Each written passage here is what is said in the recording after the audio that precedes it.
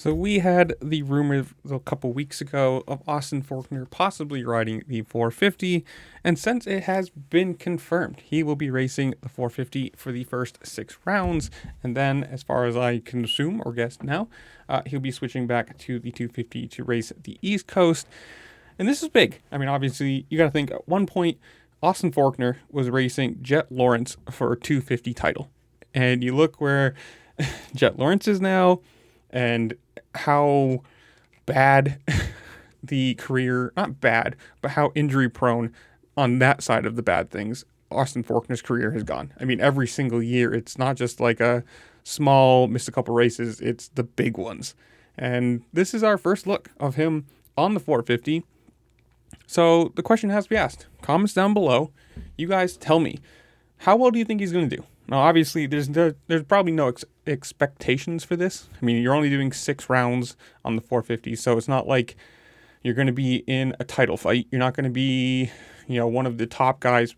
More than likely, that could always change. He could go out A1 and win it and look incredible on the 450, and maybe never switch back to the 250. That would be incredible. I mean, you got to think it's kind of become a sad thing. The 250 class has become what should be the feeder class, right? You go from amateurs into the 250s, and that should weed out the people who, should be moving forward to the 450s or not. And sadly, you get a lot of people like Austin Forkner who, yes, it is a lot of injury prone. So he hasn't really done what last season, like the first season he did the whole season.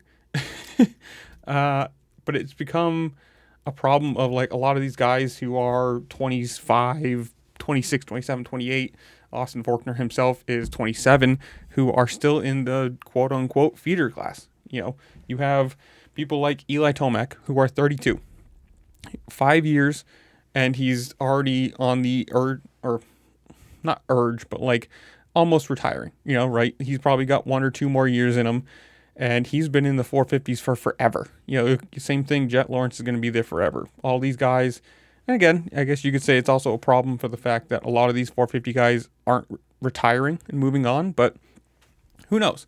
I mean, like I said, Forkner could get on that 450, come in A1 and just look incredible, and maybe the 450 fits in better. Maybe the 250 was the problem, that he was trying too hard, and with the extra power that the 450 can give him, maybe this is exactly what he needs. Who knows? I mean, I'm excited for this. We're 10 something days away from A1, so it's not like we've got very long to wait.